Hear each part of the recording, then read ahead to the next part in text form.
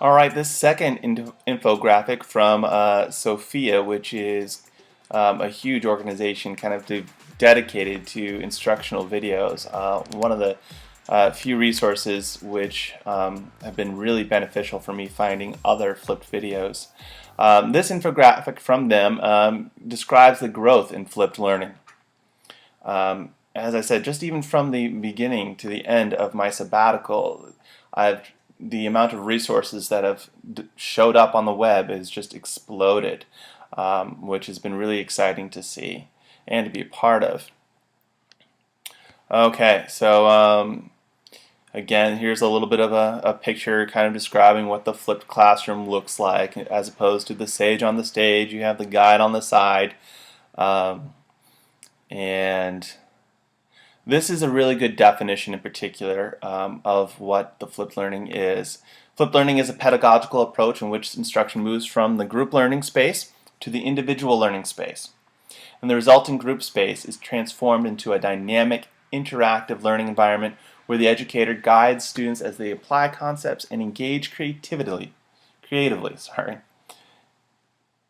the subject matter. This is from the Flipped Learning Network, which is a really great organization. It's pretty much the overall organization where a lot of these teachers tend to gather, and the originators, which I referred to in the last video, they are a big driving force of this network as well. I believe they even created it. So let's talk about the growth. 2 years ago, 73% of the teachers recognized the term flipped classroom. And in 2014, this year, that's up to 96%. So first off, just the recognition of it has rapidly increased. Also, 2 years ago, half of teachers surveyed had flipped a lesson. And in 2014, that's up to 78%.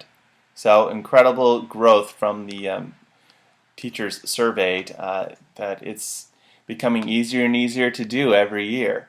And it's particularly easy in our district right now to create flipped video lessons just with only our MacBook Pros. I mean, we all have these computers, and this will do the flipping right what we have for existing software and hardware. So, 96% of teachers who have flipped a lesson or unit would recommend that method to other teachers. You don't get that kind of positive response from many initiatives, let me tell you. The majority of flipped teaching still occurs in high school. However, a number of elementary teachers and college instructors has increased over the past 2 years.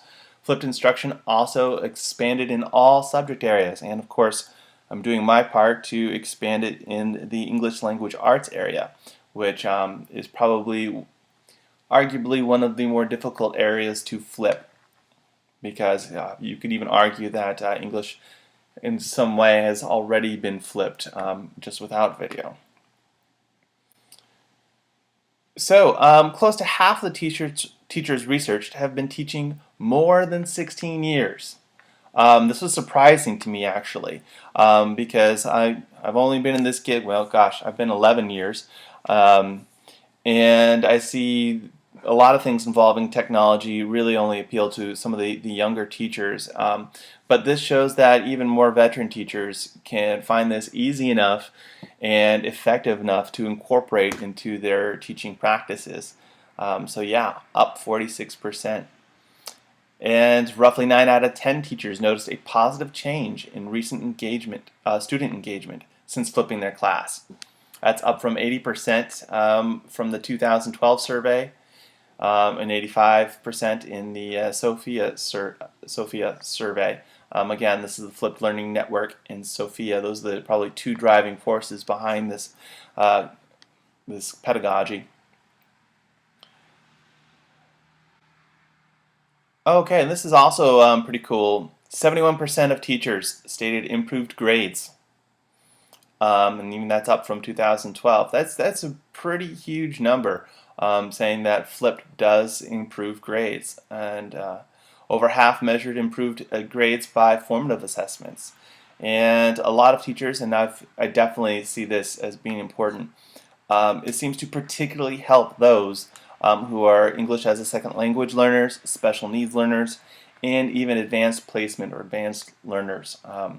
And these are areas that we have known for a long time, which we need to get better at engaging. We need to stop kind of teaching strictly towards the middle and engage these kids with their subgroups we've been having trouble with standardized testing, measuring their annual growth. So this is a little bit how it's used in the class. Close to half the teachers flip the class 1 or 2 times a week. Doesn't need to happen every day. I myself, even though I love this thing, it's just not appropriate to flip every day. I'm probably in the group of flipping, I'm between the two. I generally have at least 3 videos a week, or 2 videos. So let's see, and here's how other teachers use it. 77%, and I fall into this category, have students watch videos that they create. It gets easier and easier to do it. It's not a very steep learning curve, and once you've learned how to create your own videos and put them up there, you find it much more advantageous if you can customize it to your students. Especially your students just love seeing you on video for whatever reason. 52% of those teachers surveyed share videos that that have been created by other teachers. That's where organizations like Sophia and the Flipped Learning Network and others kind of come into play as aggregators of these video resources. And 30% of teachers are willing to assign content created by education vendors. Again, this is now becoming also pretty a lucrative industry, just like anything else you would assume. Now there's more content, there's more people, more organizations who want to, for profit, get out there and curate and professionally develop videos. But 77% of of teachers really want to make their own videos. Once they learn how to do it, it's probably the most effective way to go. Okay, and this is also another very interesting concept. 93% of teachers who are flipping their classrooms started as their own initiative, like myself. It indicates that it's part of a grassroots movement from classroom teachers. It's not a top-down kind of thing. Teachers are willingly doing this, and that's just awesome because there's not a huge hurdle to push this on teachers. Teachers quickly see the benefit of this and really want to get on board. So that kind of makes my job as an advocate for this pretty awesome and encourages me quite a bit that they will find this a worthwhile endeavor. Okay, and of the teachers who do not flip their classroom, 89% of them said they would be interested in learning more about it.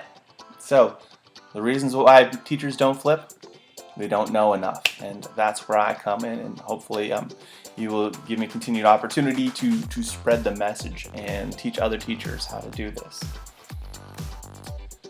Alright, so that's pretty much the end of the infographic. It's very transformative, it's inspiring, it's really, most of all, it's very effective. Flipping the classroom, I love this quote here. Flipping the classroom enables me to better understand whether students are understanding the material that is presented to them because there is more time to interact with them. And for me, that's really what this whole thing is about. It's about more contact, more meaningful relationships with my students, and through that, better learning.